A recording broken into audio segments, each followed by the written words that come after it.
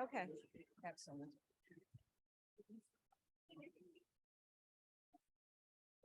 Hi, everybody.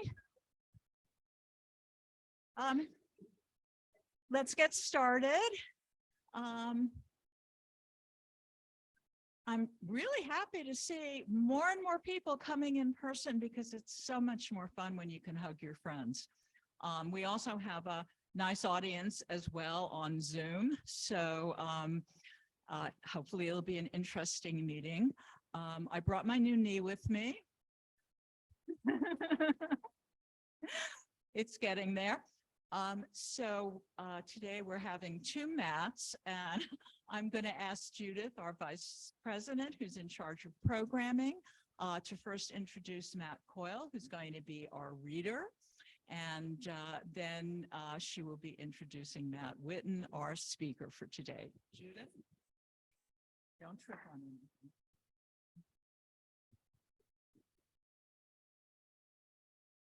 Thank you. Thanks, Paula. Okay, so for today's meeting, there were two requirements. First, you had to be named Matt, and second, you had to be a great writer. So we have 1 out of 2. So welcome, everybody. It's nice to have people in person here. First, I want to thank Bobby, who was the prior vice president and also in charge of the programming for the chapter. She's had to retire, but she decided I should be the next replacement. So thank you, Bobby. She's here. So, okay. Yeah, you could stand up and take a bow. Yay. Because both Matts had talked to Bobby, so. Thanks again for everything you've done for the chapter, Bobby. Okay, so the way the program works is first we have a reader. So we have Matt Coyle from the San Diego area. He will read from, I think, his latest book. Right, he's holding it up. He has books in the back for sale too, by the way. So I'm going to read his little blurb. So, Matt Coyle is the author of the best-selling Rick Cahill crime series. He knew he wanted to be a mystery writer at the age of 13 when his father gave him Raymond Chandler's The Simple Art of Murder. Matt's books have won, and here's the show-off part, the Anthony, Seamus, Lefty, Authors on the Air Book of the Year, Ben Franklin Silver, Forward Reviews Book of the Year Silver, and San Diego Book Awards.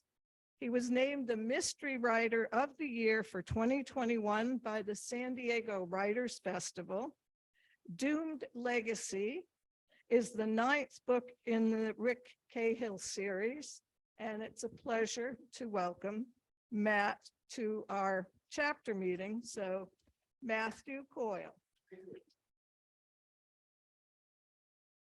Thanks for having me. This working?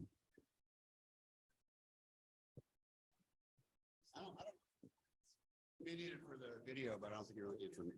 Yeah, I don't think it's working. No. Yeah? It's done. It is working. Just keep the mic up to their.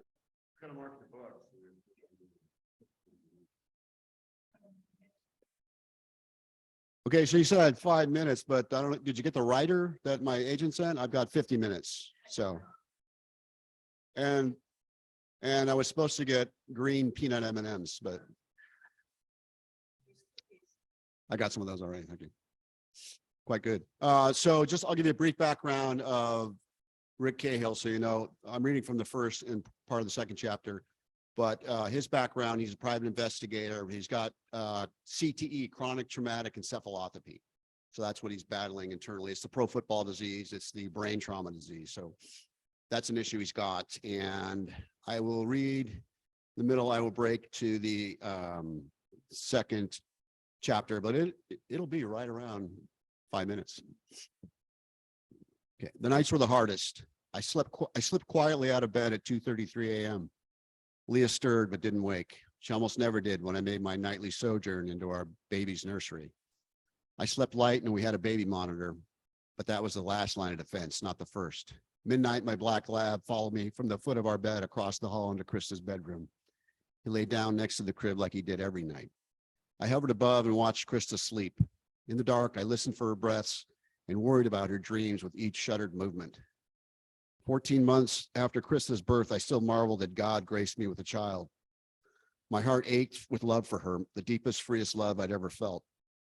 She was my little toe-headed miracle who had her mother's blue eyes and too much of my stubborn disposition. I worried about that slice of me inside her, the trait that had driven me to discover buried truths that had almost gotten me killed and more than once had brought collateral damage to others. Each of Krista's breath brought me joy and relief, but I fretted about her future every night and wondered how long I'd remain a part of it. My CTE was progressing. The last couple of months, a barely controllable, irrational rage infected my brain and sizzled along the nerve synapses throughout my body. His trigger was often just the micro irritations of everyday life. A driver who cut me off in traffic, an argument with Leah over having to travel on a background check, Krista dumping her food onto the floor from her high chair. Things that settled spirits let go as quickly as they arose. I did not have a settled spirit. Even years before the CTE diagnosis, my soul was scarred from the shrapnel my actions had wrought. But those actions, those decisions came after consideration, thought. This was new, unrecognizable, and malevolent, a fury unconnected to thought, and its reins loosened a little more from my grasp with each smothered internal explosion. And too often was aimed at those I loved. So far, I've been able to swallow the rage, feel my skin burn hot and anger crackle inside me.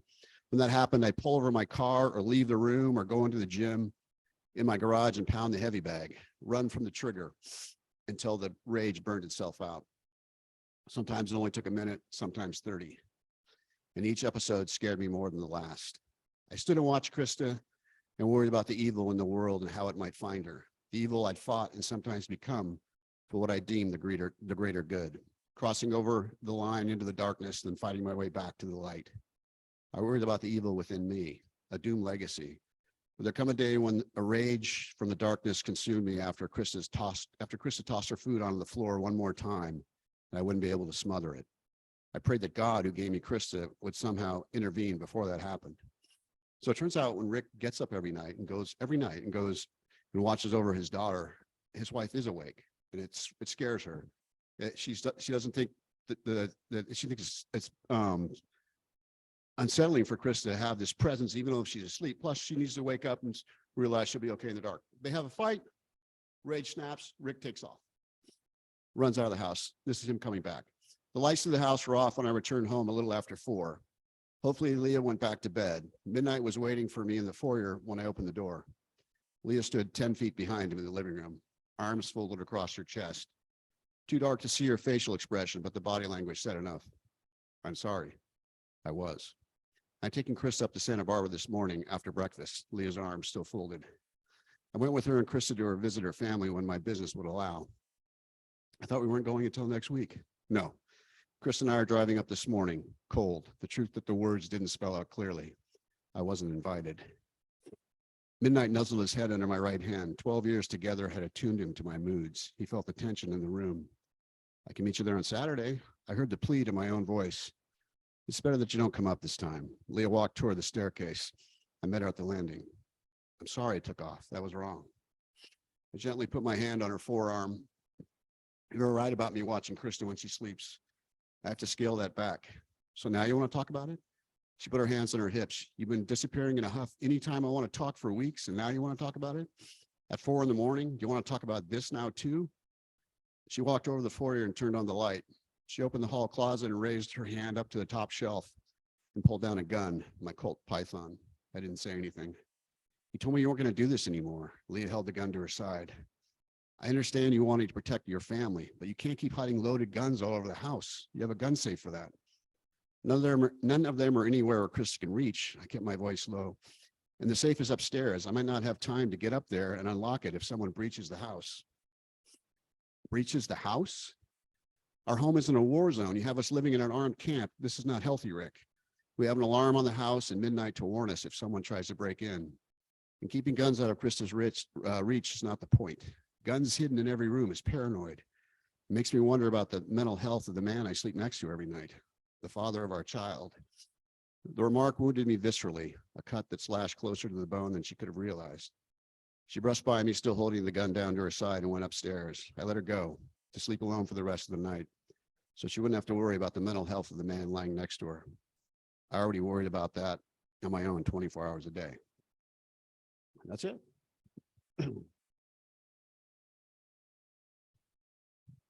Another uplifting book.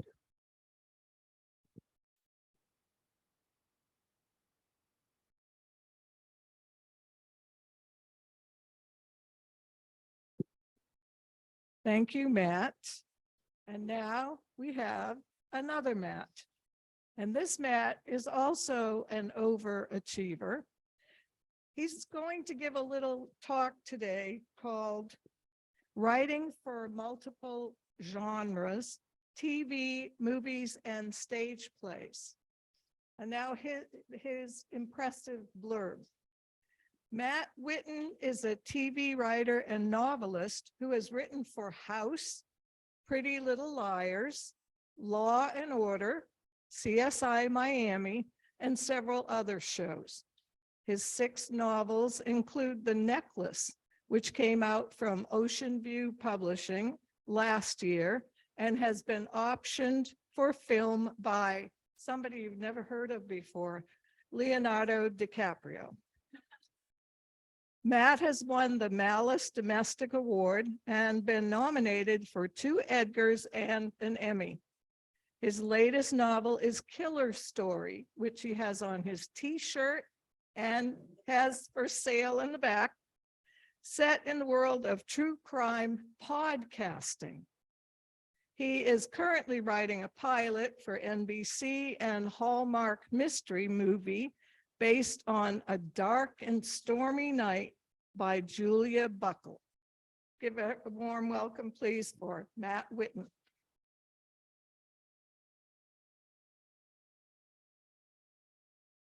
Thank you.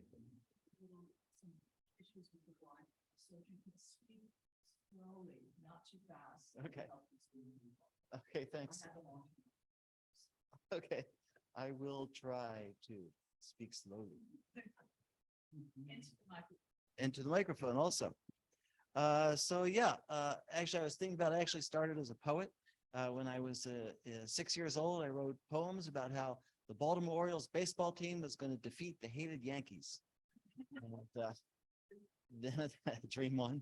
And then I started writing stage plays when I was in 10th grade because I had a crush on my 10th grade drama teacher, Karen Kramer. And my first play called Mort Free was performed at the Methodist Church for the United Methodist Women's Church Group. And I was hooked. So I wrote plays. And I continued writing plays until I was maybe 35 or something. So I'll just tell you a little bit about writing stage plays. And really, in some ways, the main thing I learned from writing stage plays that applies to novel writing is like when you have a play going, you're sitting there in the seat watching it. Anytime an audience member rustles in their chair, anytime they cough, anytime they do anything, you just die. You really do. So I never wanted that to happen. So, in my books, I feel like in my novels, I feel like I pay a special attention to, never letting that happen.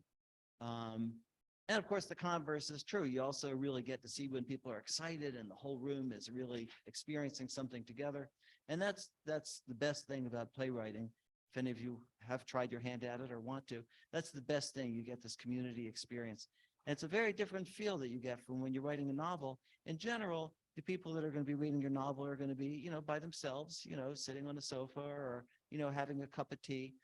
But the one thing playwriting gave me, I like to imagine my readers. I really like to imagine them, lying in bed at night, reading their Kindle, whatever, and just trying to write something good for them that they will like and appreciate.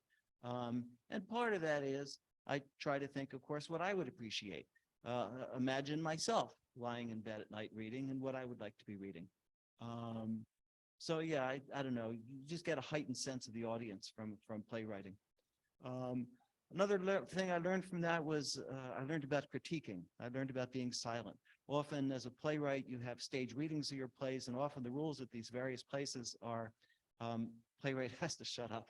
Playwright has to be very quiet, during the entire process while the dramaturg or the director is asking questions and the audience is giving their input, and you just have to be quiet.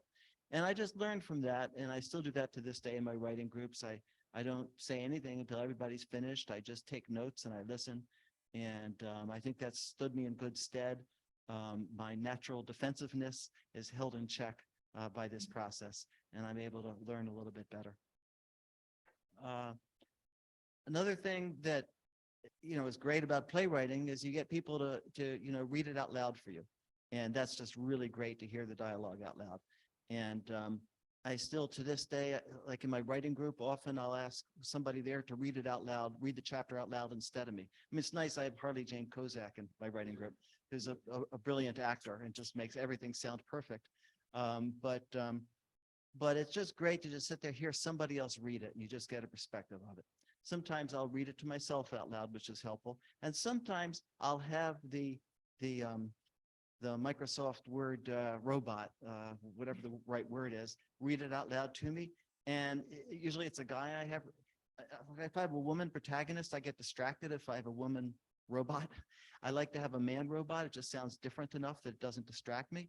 And anyway, I know that if like that is like halfway, like not totally boring, like if the robot can make it okay, then I know it's good. Like I've got, that's my toughest right there. So reading aloud has been very helpful to me. Another thing I'll say, a director that I've worked with a couple of times, one of my closest friends, Bill Partland, and I were walking around in, I think, San Diego, and we just happened to come across a one-act play festival that was occurring just right there. It was there. And we got there at like 9:30 p.m. We were just walking around and the show was closing. And we said, oh, there's probably like a talkback session at the end. So Bill and I said, well, here's what we could do. We could go in there, even though we've never seen any of the plays. We could raise our hand and we could say, I really thought that play was great. There's so much great stuff in it. My one suggestions would be, if you could start the story a little bit earlier. And the main character maybe gets a little passive sometimes and like look for cuts. And everybody would think we were geniuses. And I think that's true of certainly everything I've ever written. And I think it's true of everything other, my friends write in writers groups and so on. So I do try to keep that in mind all the time. I don't know, the other thing I'll say about playwriting is you make even less money than you do in writing novels. It's amazing. When I was just starting, what's that? When I was starting out, I saw an article just happened to on page 1 of the Wall Street Journal. I don't know if they still have it, but they used to have those fun articles. It was either on the side or the third. Anyway, and it told how many playwrights made a living in the United States. The answer was 30. 30 playwrights. I don't know why I kept doing it for so long. So then I got into TV writing, and that was, then from playwriting, I decided at a certain point in my 30s that really my favorite thing to do was to, recreationally, in terms of consuming entertainment, was to, lie back on the sofa, have a cup of tea, and read a murder mystery. That was just my favorite thing to do. So I said, why don't I do that? It's what I love to do, what I love to read, so I'll write it. And that was my motivation. So I did that, wrote 4 books, humorous amateur sleuth cozies. And then while I was in the middle of writing them, I got the call to come out to Hollywood. It sounds corny, but I did. Some manager and then a head writer had seen a play and another play, 2 plays that I had written. So anyway, I got, because of that, I got a freelance assignment to write for Homicide. And then I got a freelance assignment to write for Law and Order. And then I got the call from the head writer about 6 months later to come out to Law and Order. I'll just tell you that call. I just think it's funny. So I wrote this script for Law and Order on a freelance basis. And And he said, after at a certain point, he said, give me your first draft before your mentor on the show kind of started working on. I want to see what you wrote without anybody else's so I can decide whether to hire you. Well, it so happened in the script that I had written that it was set in a prison. And before I sent it to Law and Order, I sent it to a friend of mine who is a corrections officer to make sure I got all the prison stuff right. And the corrections officer, Charlie, said to me, I really liked it, all this stuff. He said one thing, he said, on page 11, in prison, we wouldn't call it a riot. We would call it a multiple man fight. And I said, really? Multiple man fight? That sounds kind of weird. He said, no, it's a multiple man fight. So I said, okay. So 6 months later, when this guy from Law and Order, the head writer, called me up, he said, and I read your script, I really liked it, and I'd like to invite you to come out here to write for TV on staff on Law and Order. And that was the big call to come to LA. And anyway, he said, I read your script, I liked it. He said, man, multiple man fight. Multiple man fight. And he said that for like 3 minutes straight. I couldn't believe that. Multiple man fight. That was great. Multiple man fight. I can't believe that. So after he said that for 3 minutes, that's when he offered me the job. So I always tell Charlie back in Saratoga Springs, New York, I always tell him that he's responsible for my TV writing career. So I went to work for TV, and I'll talk a little bit about it, and I could talk more maybe if people want to know more during question and answers, I can talk more. But the greatest thing about TV is collaboration. And I can say that in all the TV shows that I've written, I've been writing for TV for 20 years. Every script I've ever written, barring maybe one or two, has gotten better from the collaboration. Every single one has gotten better. I give it to the head writer, the outline to the head writer, the script or another writer on staff or the network or the studio. It just always gets better. And that's the magic, just seeing your work just get better and better, and working with other people to make it get better, and seeing these terrific actors do it and making it even better than it was when you wrote it. So that's really the joy of it. You have to have a thick skin. You have to really be accepting and be ready to have your work get better. But it's great. I'll tell you, my first year on Law and Order, I had a head writer, and he'd give me notes on my scripts. And sometimes I wouldn't like them, but I would say to myself, you know what?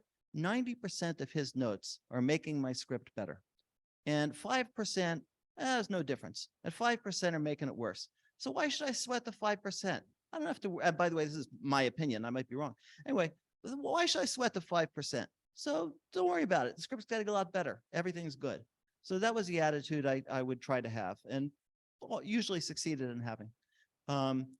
I was on one show called The Glades, and the head writer would be the one biggest exception in this, in the sense that when I would give him a script, I would say, okay, maybe 25, maybe 30% of his notes made it better.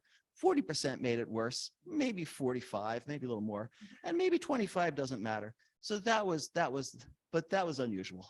That was unusual. So the greatest thing about TV is the collaboration.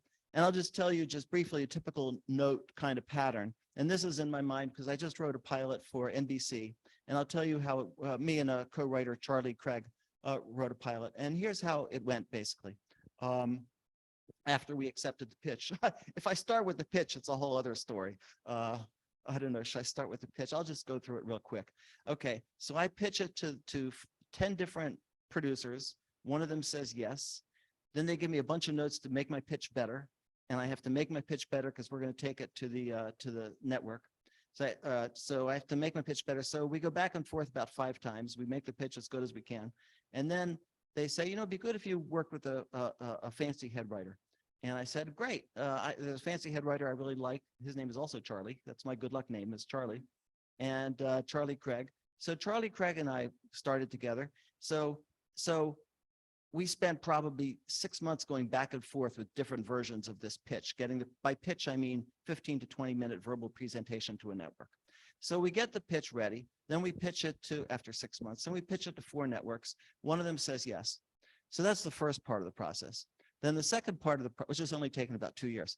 Then the second part of the process is that Charlie and I write an outline, first draft of the outline. It goes to the producers. They give us notes. We give it back to the producers. They give us notes. We give it back to the producers. I can't remember if they gave us notes, but then okay.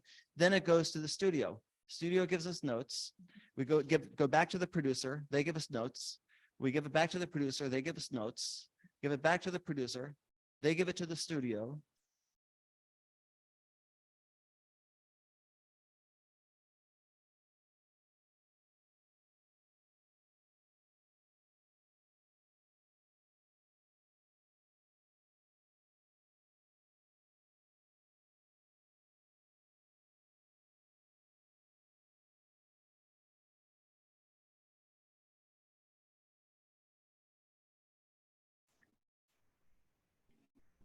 This meeting is Good. being recorded.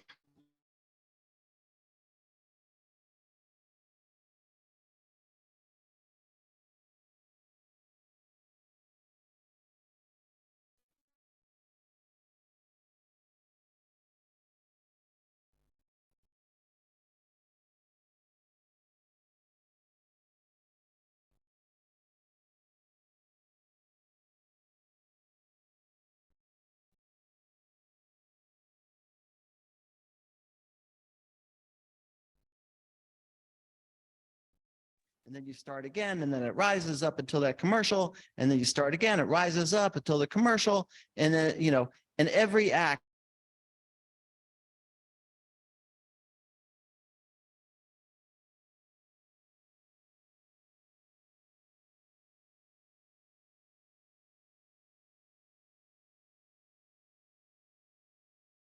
takes structure very seriously. And sometimes when I'm reading a mystery novel, I'll really be enjoying it. Great characters, great dialogue. And then sometimes around page 70, I'll just feel a little slack in my reading. And I just don't want that to happen in my books. So I think that sense of structure and the seriousness about structure is very useful. One thing we always tried not to do in TV writing, and I noticed that sometimes on TV shows and more often in novels, is what I call, or I've heard called, the frick and frack problem, which is sometimes like two murder suspects will be so similar. They're like frick and frack. And it's like, I don't care if Frick killed him or Frack killed him. So I really try to make sure that I have my suspects are really different from each other. And I do find that an issue in some books. And again, just like with plays, I like there to be not a single boring moment. In TV now, more than it used to be, people are often on their phones while watching TV or on their computers. So you don't totally get killed by a boring moment because you can kind of do the equivalent of skimming. But I try to do that for books. I mean, having said that, I read books where I have to skim a lot and really enjoy them. You can get away with that when you're writing a book. You like Dan Brown's book, Da Vinci Code. I enjoyed it. I'd recommend it to people. I did recommend it. It was a 650 page book. And for me personally, I skimmed a lot of it. I'll just say that. I definitely skimmed a lot of it. I think definitely hundreds of pages. But I enjoyed it. But having said that, I don't want to put people through that. So I try to, as Elmore Leonard said, leave out the boring part. And that's something that you learn from TV and playwriting, or I learned. One thing, Elizabeth Taylor. So she had this thing when somebody gave her a script to consider if she was going to perform in it. A legend has it that she would have her assistant mark up in a yellow highlighter all of her lines, and she wouldn't even read the whole script. She would just read her lines. And so I try to think about that when I'm writing. And sometimes when I'm writing a novel, I'll just read that character's lines. I won't read anything else, won't read any descriptions, won't read what's said back to them. And it's amazing how many times I really just have written some boring stuff for a character. And I'm like, man, if this was acted, if an actor was doing this, they would just not enjoy this. Like, they'd be glad to get the paycheck maybe, but they would not enjoy doing it. So I try to, I'm writing a novel, think if an actor was performing it and think whether they would enjoy performing it, whether it would be fun for them or just, a paying job that they were just, coming in for the day. So that's a trick, just reading one character's lines at a time, I've learned. I also will sometimes, and I did this in TV, and I do this for novel writing, because I might write, 1,000 words in a day, or, if I'm lucky, 2,000, if I'm lucky. And So at the end of the day, I might just go to the, if I'm standing in line to the supermarket or whatever, I might be saying to myself, what's fun about that scene? What's fun about that scene? If that scene was gone, would I miss it? I learned this from David Shore on House, that it's good if you can have every scene advancing both the personal story and the plot. Like the thing I'm writing now, I want to advance the relationship between the two women and also have them like make a step towards solving the mystery. Ideally, I can have them both in every scene, both those things happening in every scene that they're in. This I learned from actors. This might have been from the stage originally. What was to always think, what does character A want from character B, and what does character B want from character A? And it just seems so simple, and sometimes I just forget to do it. And I just try to remember with each scene, what does A want from B? What does B want from A? And then what are the tactics they're using to achieve those things? Because that's what the scene is. Everybody tries one strategy to get to what they want. That doesn't work. They try another strategy. That doesn't work. They try another one. Maybe that works. And the other person, meanwhile, has their own agenda. One of my favorite theater experiences I ever had was I went to see a show by a group called the Magnum Opus Players, and they performed really bad screenplays that they got on the transom one of them was like a slush pile reader at Fox. And so they had this one screenplay that I just loved. It was so terrible. And it was, there was a young woman sitting on a bench next to another young woman. And the first young woman was telling the other one the story of her sexual history. And, I'm a guy, whatever, but even I could tell it was written by a guy, So that was bad enough. But what then the really funny part was that young woman A was sitting there, and young woman B would say to her, "And then what happened?" And it was amazing. And so this happened. The first time it happened, it was like, whatever, it's another bad part of the screenplay. And then the second time it happened, like the writers in the audience was probably half writers. We were all, and the other half probably actors. We were all kind of amused. The third time it happened, we just started laughing. And by the 10th time it happened, I have never seen an entire room of people just laughing so completely, such a unified feeling. It was the best ever. And it was a great example of, character B wants nothing from character A. So she just says, and then what happened? You could constructure that scene where maybe B desperately had to know for some reason what happened. But anyway, that was bad. So I try to think about that. Yeah, I mean, the great thing about TV writing that helps with novel writing is that you really are forced to think about what the characters really actually say. Because when you write out dialogue, it's like you really have to think about what they're saying. And I'll tell you how I wrote The Necklace, my book that Leonardo DiCaprio optioned. So I wrote the first draft of the novel, and then I wrote the first draft of the screenplay.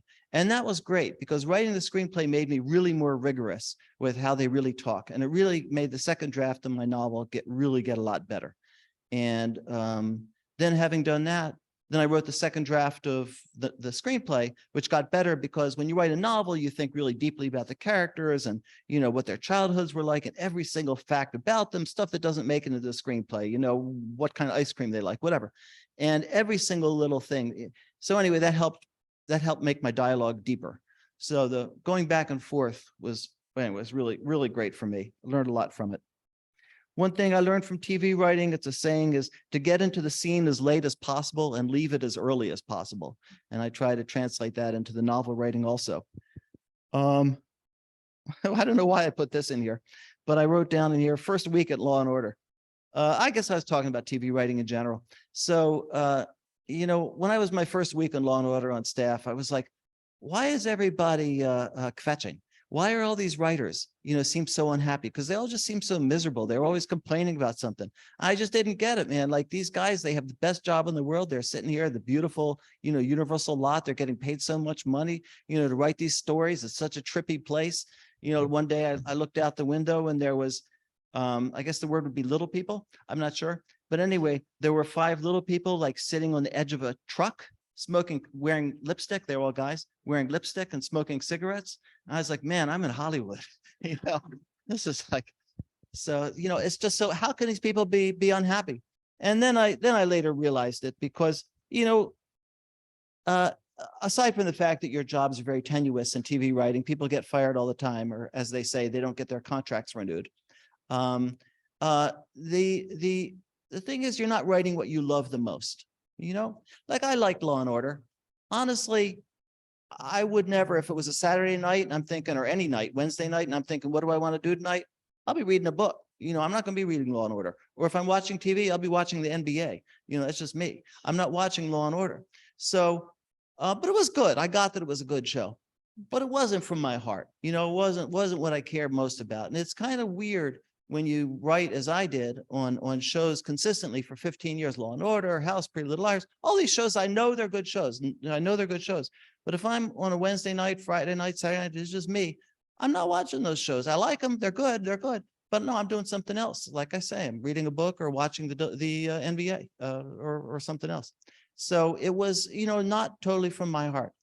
And so then I really started to understand why these people might be a little frustrated, because it does a number on you to be doing that for year after year after year, which these folks have been doing. So I was thrilled to come back to novel writing for that reason. I mean, part of it was I wasn't getting hired as much because, well, who knows why, but I wasn't. That's the fact. But part of it also was that it wasn't really what I wanted to do anymore. It was not what I wanted to do. And so it's been a treat for me to getting back into novel writing. Having said that, there are tremendous positives with TV writing. Like I said, the collaboration, you really look at it as wonderful. Obviously, the money is great. And I would love sometimes when I would sit in my living room, I'd always have a small party because I have a small living room when I had a show that was being aired that day. So it'd be Wednesday, 10 p.m. and it would be Law and Order or whatever it was. And like I'd invite 8 people over and we'd be there. And I think, wow, millions of people are watching this right now, watching my words. So that was something. And then afterwards, I'd always go up to my porch up off of our bedroom, and I'd sit by myself for a minute and I'd say, wow, a million people, this is really cool.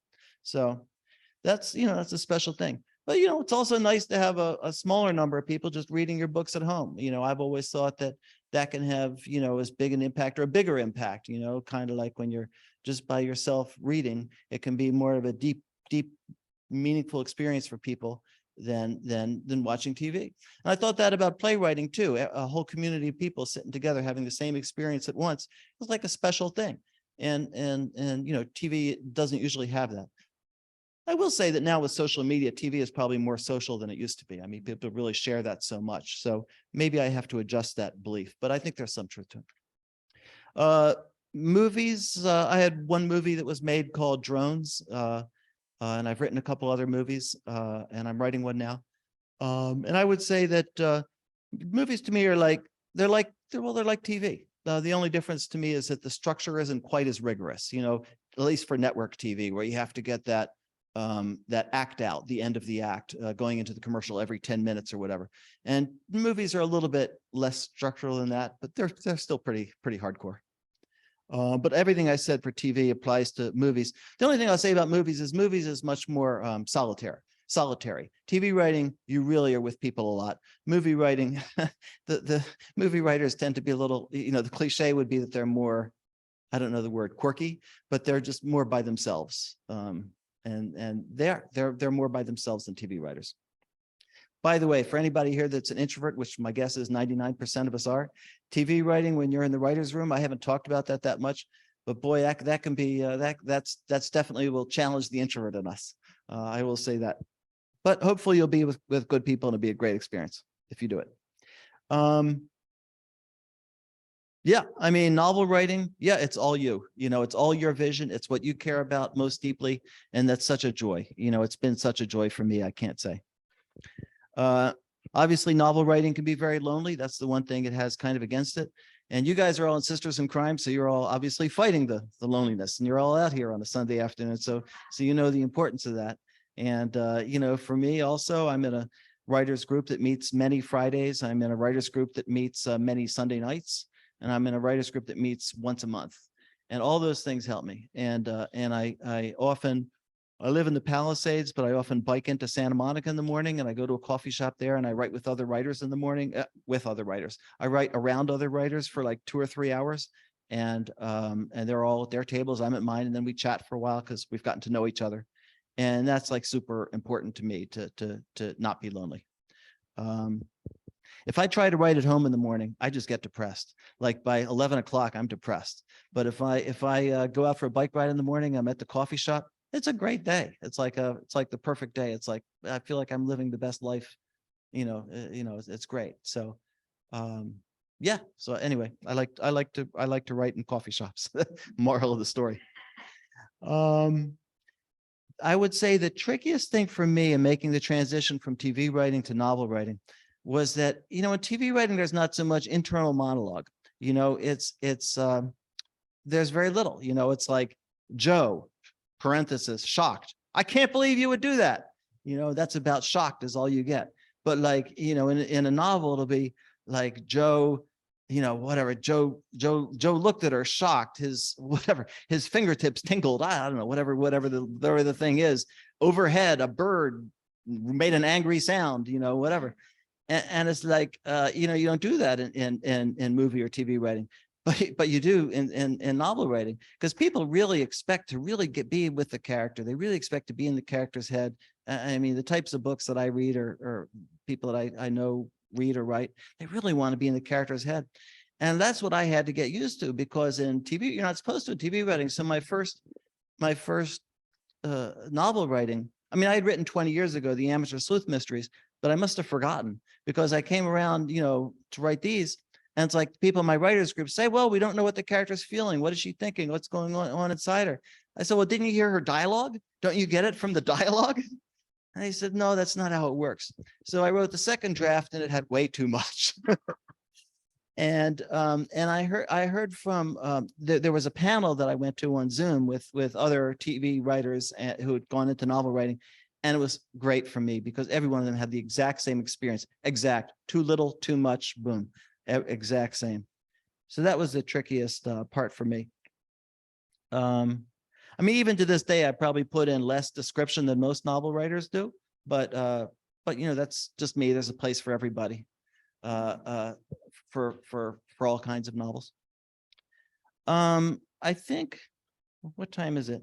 I think I'll talk a little bit about what books become movies and why. And then I'll probably stop after that. I was going to read like the first page of a book and the first page of the screenplay, but anyway, anyway. So what books become movies and why? Because if you guys are like me, those of you that are published are like, I want my book to be, a series. What's the story here? So the short answer is I have no idea. My Amateur Sleuth Mysteries, like about 10 or 20 years ago when I would pitch them to people as TV shows, they were always stopped by the fact that the hero is a man. And eventually I started saying, well, he's a father of 2 little kids, and it's a kind of about his marriage also. And I said, well, really the main character could be a woman. The issues affect, moms too in the same way. And nobody would listen to me. They wouldn't pay attention. So anyway, I kind of know why my series didn't make it. There may be other reasons too. But like, it's so hard to figure out. I mean, I'm sure like you guys, I read so many great mysteries. Why have Kate Shugak? What's the character's name? Who's the author's name? Yeah, why have Dana Stabeno's characters, her books, never been made into a TV series? I have no idea. And it has a good Native American character in it. It's like, why have they never been made? I don't know.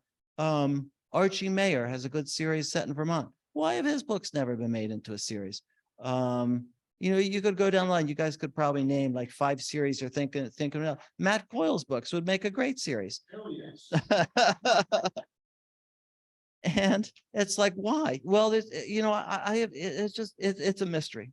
So I'll tell you about this book that I'm doing now, which I really like this book. It's called A Dark and Stormy Murder. Does anybody know Julia Buckley, the author from conferences, or read this book? Okay. So this is a really good book, and I'll tell you what it's about. It's about 2 women. One of them is a very successful writer in a small town in Indiana, and the other one is a wannabe writer who comes to work as her. I shouldn't say that. The other one is an aspiring writer who comes to her small town in Indiana, and that she's going to help the older woman write her book, but also they end up solving a murder together. So it's like a buddy story or a mother and daughter story between these two women who are going to solve a murder together. And those two main characters are great. They're great. They're just terrific characters. They're really, really great.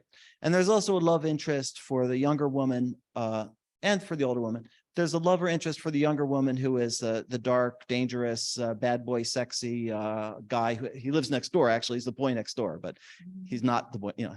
So anyway, those are really good characters. And the mystery itself, I would say, is good, but it's not like the best mystery. It's just good. It's a very good mystery. And I think the reason that Hallmark wanted to do this movie was because that relationship between the two women is just so good. It's just such a good story. It also helps that it's set in Indiana and the executive is from Indiana. But I suggested setting it in Illinois for some reason. He said, no, I don't think so.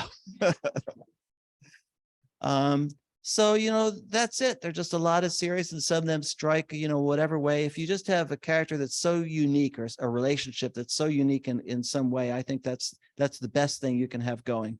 On the other hand, it hasn't worked for Dana Stabenow series. So what do I know? And I'll tell you about this. Maybe I'll just end this with this, and then because you guys probably have questions, and I think I've talked long enough. So this is a book called IQ 83, and I read this book back in the early 1990s. It was, and I came to Hollywood, and I pitched this idea to an aspiring producer named Andrew Lazar, and he liked the idea, and so we kind of agreed that I would write it, but I didn't exactly sign a contract. It was a little ambiguous. I think I was a Writers Guild member. I don't think he was a signatory yet. I can't remember, but I kind of wrote it kind of like sort of on spec. I don't know. I didn't get great advice from my agent who was at CAA, but also represented this guy. So it was a little bit of a conflict of interest. In any case, so the idea, I'll tell you what IQ 83 is about. Oh, and I'm telling you this story because it's the worst story of my life. The worst professional story in my life with a happy ending. Okay. So here's what it's about. It's about a virus that strikes, America, and it turns everybody stupid. And our hero is a medical. You're right. You're right. Our hero is a medical researcher or whatever, doctor or whatever, who needs to solve the virus and cure it, find a cure before he turns too stupid himself. So it is funny, and it's funny. So I started working on it, and we both agreed before, we had a talk. I came out to LA and I met with Andrew, who spent most of the time telling me how crazy he was. He said, I'm not a writer, but I'm really crazy. I really am. I'm crazy. I'm so crazy I should be a writer. I got so sick of him telling me this. I cannot tell you. But in any case, also he showed up 6 hours late to a meeting. But it was very annoying. I mean, I was at his house. So anyway, he said, we want this to be like darkly funny, like the movie Dave. Now, if for those of you who remember the movie Dave, it was about Kevin Kline, who sort of unexpectedly becomes president. And it's a funny movie. So I said, great, darkly funny like the movie Dave. That's perfect. I love it. That's what I would see as the tone of it. So I write this first draft, and it was sort of, to me, it was darkly funny, but it was a little bit on the fluffy side, I will say, because it seemed to me like a funny idea. So I turned in the first draft to Andrew, and Andrew said, no, this is supposed to be like the movie Dave. I said, what do you mean? It's darkly funny. He said, no, like Dr. Strangelove.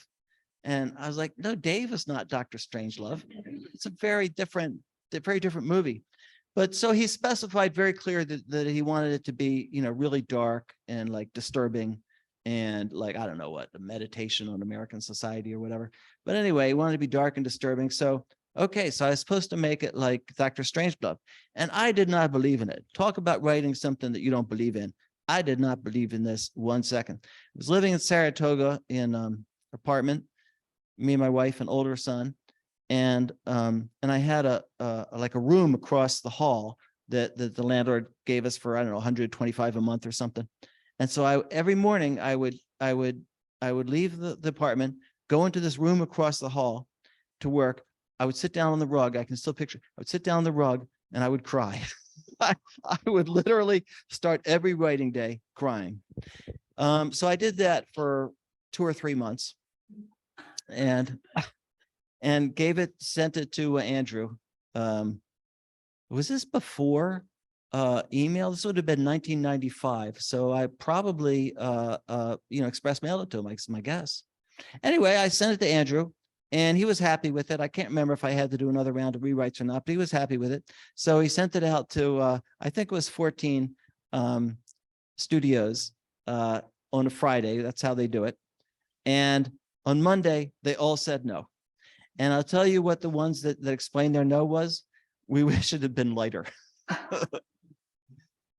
So, but Andrew and I had run our string out, and so he gave me something to sign. I guess my agent said it was fine. It was a little confusing. I got it on my fax machine. I still remember it, but it was like those curly things. And it said that I think if the movie ever got made, I would get either 25 or 50,000. I don't remember. It's hard to read and or understand. And maybe it was 75, but I think it was 25 or 50. And I'd get, I think, some kind of producer credit. So producer credit. It's like giving out whatever, dumb candy or something. Yeah. So okay. Anyway, so that's the end of the story, except that over the years, occasionally, especially after the internet happened, I'd look it up and I'd say, oh, Andrew Lazar's still working on that. It looks like I've discovered there have been like 2 writers working on it, 3 writers, 4 writers, 5 writers, 6 writers, 7 writers, 8 writers. He had 8 writers working on it. But I'd only look like once a year. I didn't pay that much attention. I knew that Andrew's career had to some extent taken off. He did 2 movies that I hated. One was Spaceball Cowboys, I think, or Space Cowboys. Yeah. And another one was Get Smart, which I love the original, so I hated the movie. But the original, I think, is still the best TV series I've ever seen. Anyway, I get this strange email from Paramount one day, and I don't know what it means. And I give it to my agent, and then he doesn't know what it means. And we eventually figure it out. The movie has gone far enough along that they're afraid that my little thing that I got faxed to me isn't good enough, that I might be able to sue them if it gets made into a movie. I guess Andrew had his own copy of it. And so Paramount wanted to protect themselves. So what they wound up doing was, and then my agent said, look, this is really screwy. Matt signed this thing. Really, he should have gotten Writers Guild minimum for this script. It's really not right. So they said, well, okay. So they sent a contract. I sent it back, whatever. So I'm going to say 2016 or whatever. So 21 years after I wrote it, I get this check for $86,000. Yeah. I got the Writers Guild minimum. The other part of that story I will say is that, about 2 years ago, the most recent writer was Charlie Kaufman, who's a very famous writer who did Eternal Sunshine, The Spotless Mind, and Being John Malkovich and Adaptation. He's just a great writer. And Andrew Lazar is still the producer on this. I guess he got the rights in perpetuity. So anyway, I thought, wow, Andrew. Oh, and Steve Carell was mentioned as the actor attached to it. So I thought, wow, this is going to happen. Maybe I'll get more money. What does my contract say? And it'll be fun. I'll be listed as a producer on this Steve Carell Charlie Kaufman movie. So then I read an article, and it has a quote from Andrew Lazar. He said, yeah, we're really excited about this project. We have a new take on it. It's going to be like Dr. Strangelove.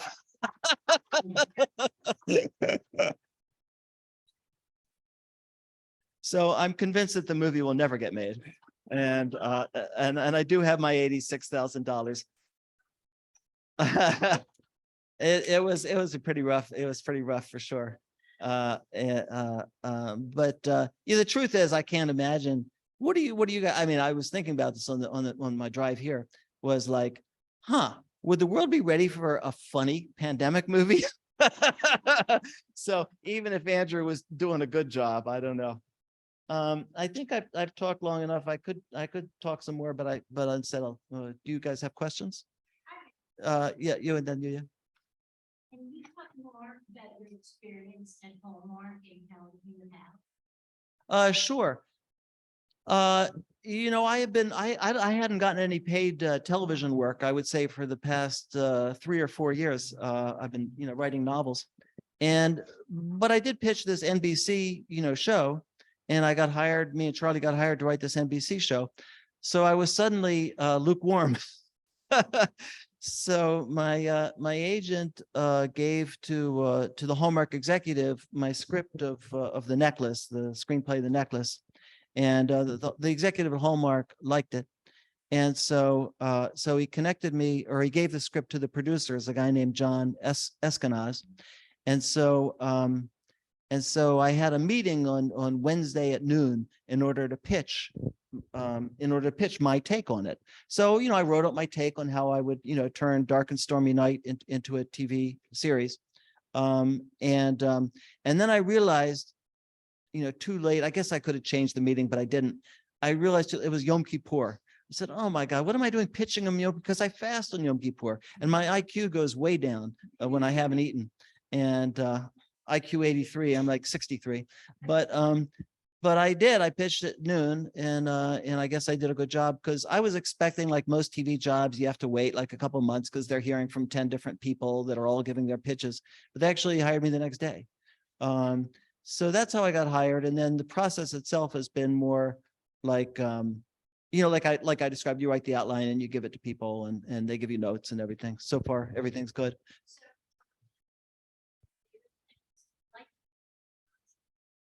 They had already optioned the book at that point. They were, yes. So they had the book. Well, they almost had the book. They got it like the next week, but yeah, they basically had the book, and then they were looking for a writer. And well, you can ask me. Do you have any other questions about it? Well, you can ask me afterwards. Okay. Yeah. Thank you. Thank you too. Talk about the difference between writing for novels and when you had originally wrote your novel work, and later on realized you weren't putting enough of the backstory, and then you put too much. And Right. settle on balance. Yeah. How is it that you think you come upon that balance? Is it just based upon the feedback that you have from other people, or is there some guidelines that you feel are kind of there, that work for novels, or? Definitely based on. Oh, thank you. Yeah, you did mention that. And I forgot.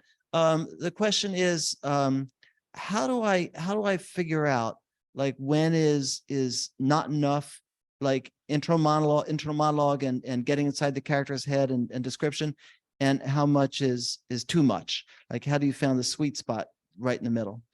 And really, I do really rely heavily on the feedback from people I get from people, and in the writers group.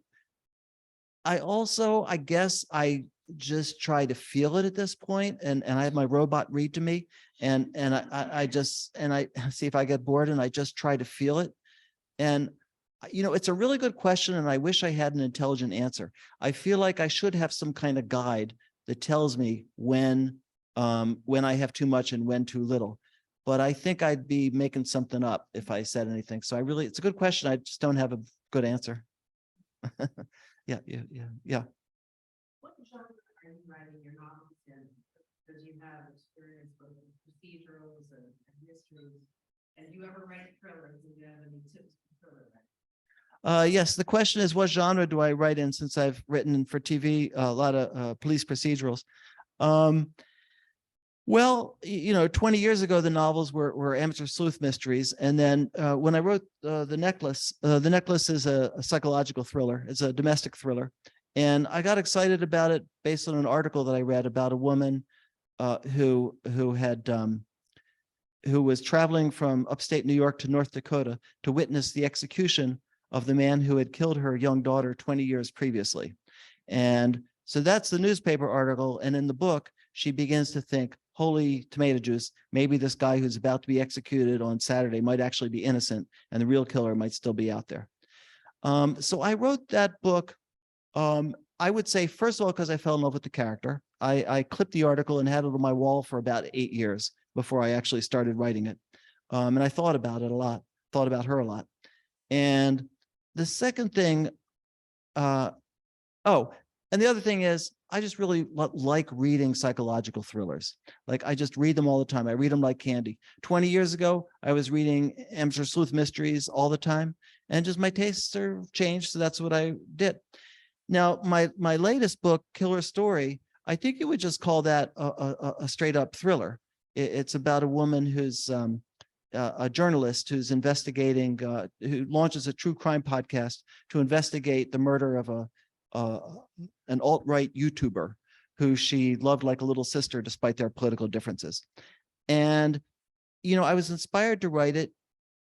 I read thrillers, but this, if I was to look for the subgenre, I would just call it a mystery thriller. I had to answer that question, what's the subgenre? And I couldn't quite think what it was. I just called it a mystery thriller. So what advice do I have for people writing thrillers? I don't know. Boy, you guys are asking me questions. I'm just saying I don't know. I guess if it's like characters that excite you and a story that seems, you know, really dramatic. I mean, certainly the one thing I've noticed about psychological thrillers or domestic thrillers is that it's about just like when you're creating your own family, you know, how do you develop that trust that this is really, you know, going to be good, that it's going to be right? Like, you have your family of origin. And I think a lot of thrillers are based on that. You know, can I trust these people that I'm letting into my family? Be it a lover or usually a lover. So yeah, if I think of any advice for thrillers, I'll yeah. One from Zoom. Sure. Would you share some examples, please, of a note that proved and a note that ruined your work? Well, I wrote for the TV show Women's Murder Club. And we collectively, in the very first episode, we had a serial killer who was mentioned. And at the end of the first episode, the pilot of Women's Murder Club was, she solves the murder. Angie Harmon solves the murder, but then there's another murder, and this has been killed by the terrible, the terrible serial killer, the kiss me not killer. And the end of episode 1 is Angie Harmon saying something like, I'm going to catch this killer no matter what, you know, that's my mission. But then the network decided, you know what? I think that's a little too dark for our show. We don't really want the serial killer. So in episode 2, there was no serial killer. In episode 3, there was no serial killer. In episode 4, which I wrote, there was no serial killer. And I still remember going down to the set.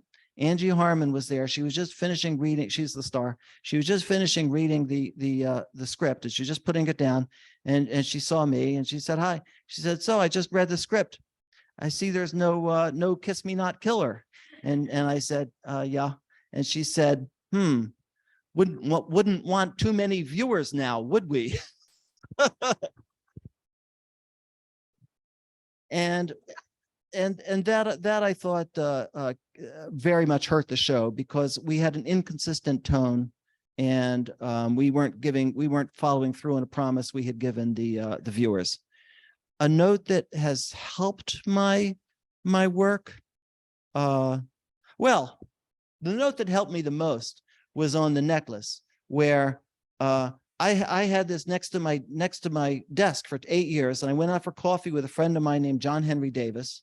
And I said to John Henry, I've been thinking about this woman and this character for 8 years.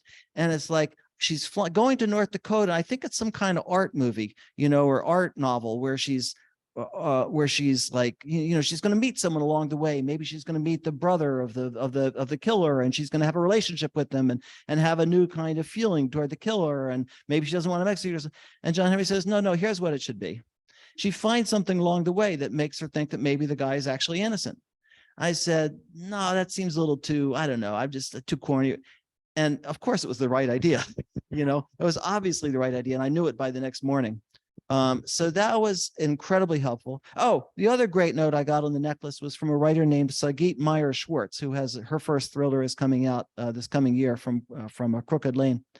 And when I wrote the necklace, it was like the first 100 pages all took place 100 years ago. No, excuse me. The first 100 pages all took place 20 years ago. And then the rest of the book was in the present tense. And she was like, no, mix it up. Chapter in the present, chapter in the past, chapter in the present, chapter in the past. I was like, I don't know why this hadn't occurred to me. Maybe it had about like all novels, like practically every other novel is like that. Why did, so anyway, I did that. I was like really nervous about doing it. How am I going to match them? But like, as soon as I did it, I knew it was right. So those were two. I really appreciate it when people give me like really basic, structural notes that are like really important. And I just really respect people that can take an all around view of it. And the final thing I'll say on that is, I like when people give me like deep thoughts about the characters too. I try to think about the characters as deeply as I can, but sometimes I get them wrong, I get something wrong. Especially I need any kind of help with a character who's different age from me, different gender, different ethnicity, but any character at all. Sometimes I'll miss something. And so anyway, so those are notes I really appreciate. Yes, you and yeah. So, did you decide to start writing thrillers because it was sort of episodic and it sounds like you had a commercial break, you had that something deciding you had to hear, look like the chapter. That's part of what it feels to you about writing. Yeah, so the question is whether my experience writing for TV and having that thriller feel at the end of each act, kind of got me thinking that way for novels. Maybe it did. I would say that would have been like more subconscious, but it's certainly possible. Like my conscious thing was, these are the books I love reading, and I love this character. And Killer Story, I love the character for another reason. That character has been fired from journalism, or excuse me, laid off from her last 4 journalism jobs, as happens so often with journalists now. And I just know enough journalists that's happened to. I know enough young journalists who are getting into the business despite all the problems. And so I just had a passion for these characters, to say nothing of the fact that I've been laid off from jobs myself as a TV writer. So I identified. So it really came from just falling in love with that character and just taking her story in a certain direction. And in general, just my mind goes toward thrillers. Other people, they write whatever romantic comedies. I'm sure they take that same character and figure out a romantic comedy with them. So it's, it's what you love and the genre that you love and the characters that you love. I think when they come together, that's, I'm theorizing now, but that's probably when you have a good story. Yeah. Structure of your writing, what she writes, the thriller ending, for each commercial break. I'm just curious if you had to adjust that at all for networks and streaming services that don't have commercial breaks, and like how you can structure for that. Well, that's a really good question. I've taught one TV writing course a year at UCLA Extension, and many of my students are writing, most of them are writing for streaming networks or networks that don't have commercials. So that comes up. And so the advice that I give them is that there's something in the human brain or whatever that we like twists. We like things happening. And TV network shows roughly are the equivalent of that. They roughly give you that. And with Netflix shows, with streaming network shows, it's certainly not as rigorous. You don't need exactly that number. You don't have to have it exactly that way. And so you do have, much more freedom. But what I tell people when they're outlining their show is to outline it in acts. Do have a network show will have 4 or 5 acts. Do outline it in acts and really look for, pretty good act out at the end of each of these acts, especially around the middle of the show. It's good to have good act out, but really look for good act outs and put them in, partly just to make yourself have enough twists, partly, especially if you have so that's one thing. Also, if you have an ensemble show, you really want to advance the stories of each of the characters in each of the acts, or reasonably frequently. If you go 20 minutes and you haven't talked about character X, the audience will forget about character X and they'll think character X is not important. And when you do finally come back to character X, they'll be like, we don't really care about them. And that's also true for so by putting it in the act structure, you can quickly see if you're advancing that story. And that's also true for characters. If you have, 5 main characters in your show, you can quickly see, oh, okay, Arya appears in every single act. Okay, that's good. Or no, wait a minute, Arya does not appear in this act. People are going to forget about her. So by doing that, it really helps people. So my advice to people is to continue to think about it, more or less, in a network kind of way. Then when they write the script, not to include the act breaks, not end of act 1, start of act 2, not to include that in the script itself. But I think, and my experience has been that the people that followed that way of working had better success than the people that did not. So that's my thought on that. Yeah.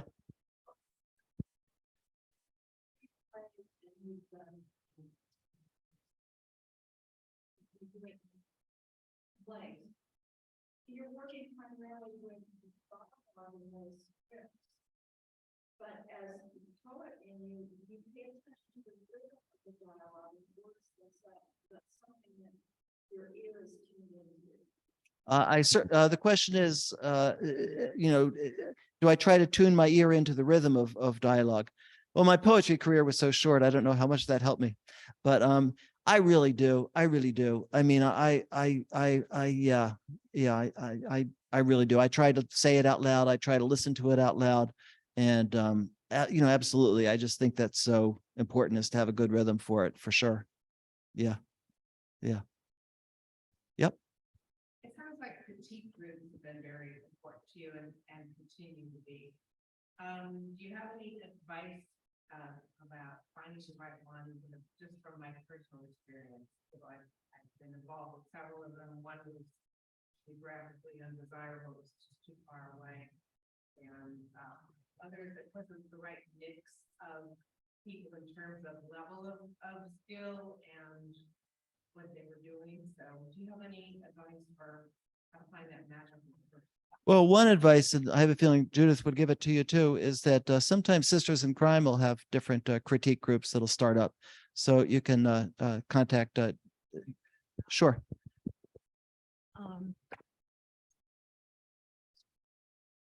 Yeah, so I would like to make a pitch and tell you that in the past year, we've set up 6 new critique groups just through our chapter. They mostly meet on Zoom because people in Los Angeles are, pretty spread out. But, I haven't gotten any complaints, and I have gotten some feedback that they're working. And at least you are working with other people who are mystery writers, and I match people as they come in, because it's very hard to match them by their exact, level of experience, et cetera. But certainly through my own critique group, which has been going on for 10 years now, it's invaluable to have other people who know you and who know your work and who can give you constructive criticism. And certainly what we've been doing, and there's something that Matt mentioned, is we're now having someone else read your work to you, because when you're listening to someone else read it, you hear things that you do not hear or catch when you're reading it yourself. But anyway, every few months or so, I send out an email saying, contact me if you're interested in a critique group. I just did it very recently and set up, several more, and I'll be doing it again. So if any of you are thinking about a critique group, but just haven't had the time, or, it's just not it doesn't fit into your schedule right now, maybe next time around it will. So that's my pitch. Okay.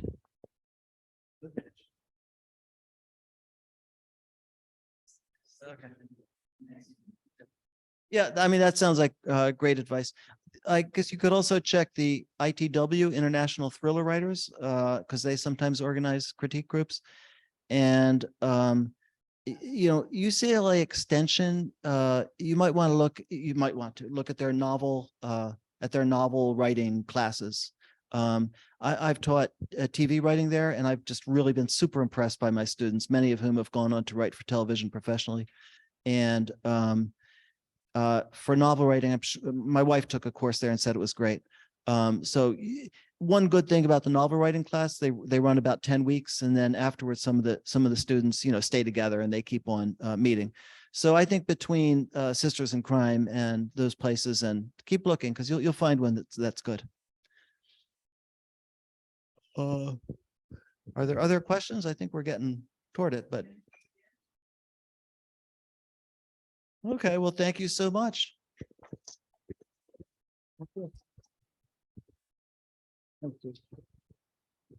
Thank you, Matt, for a terrific talk. And both Matts have their novels back there if you want one to be signed. And I'd like to ask each of you, please, before you go, could you take your chair and put it in the ballroom and just stack it so that we leave the room pretty much the way we found it. Thank you all for coming, and we'll see you next month. We're going to have an anthology panel. And if you haven't already read our fantastic new anthology, it's really wonderful.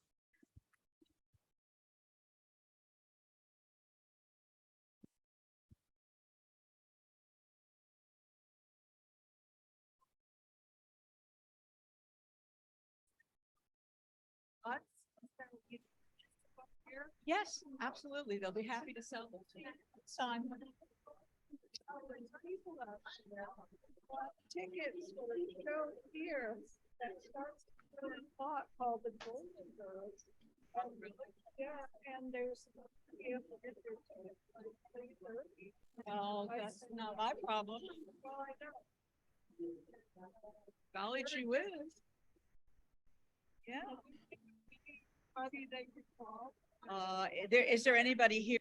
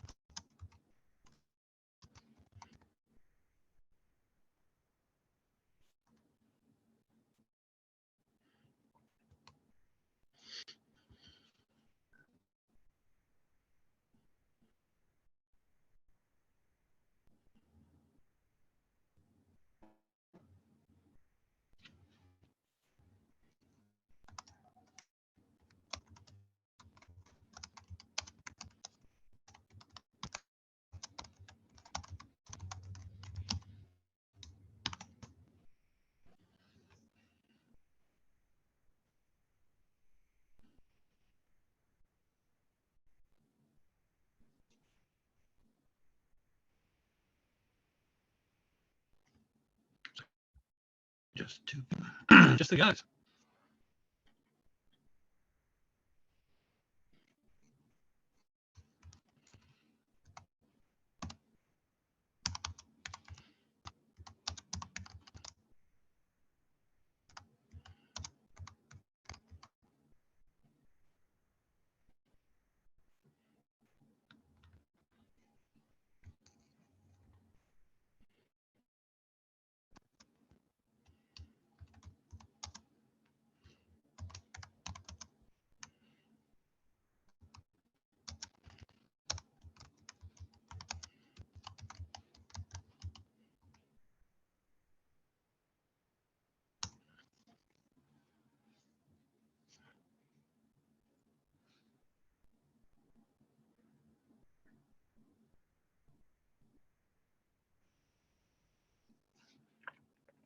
There it goes. Okay, cool. I guess I'm up to.